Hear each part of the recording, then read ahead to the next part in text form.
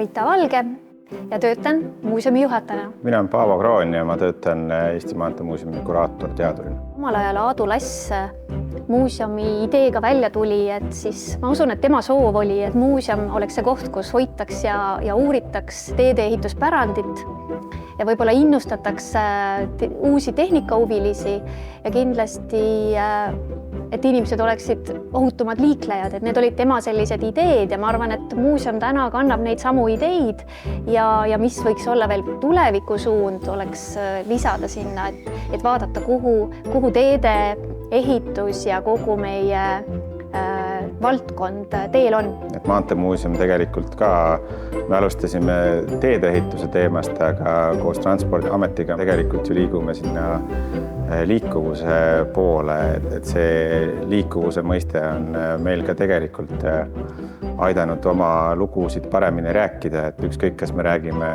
mingitest muudatustest hobuajastul või tänapäeval, siis muuseum aitabki neid seletada ja teiseks muuseum on koht, kus siis inimesed saavad selle kohta siis küsida, et kas see, kuhu me liigume, on hea ja kuidas sinna liikuda. Ma usun, et 5-aastane laps võib pidada minu tööd võib-olla isegi natuke igavaks, sest et suur osa sellest ajast kindlasti toimub arvuti taga. Kui talle nagu selgitada, et mis on selle töö mõte, et võib-olla siis oleks tal natuke lihtsam aru saada.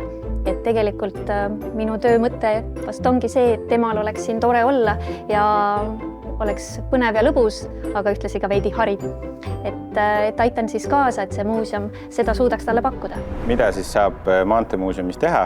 Et Maanteemuuseumis ongi tegelikult väga eriilmelised ekspositsioonikeskkonnad. Et siin näiteks selles samas hallis on meil umbes 120 tonni tehnikat. Meil on seda üldse siin alal ilmselt 500-600 tonni. Aga samas meil on sellised kohad, kus sa saad tutvuda tekstide, fotodega ekspositsioonis. Meil on välikeskkonnad, meil on sellised rahulikumad keskkonnad ja siis koht, kus sa saad näiteks liikluslinnas sõita autodega ringi.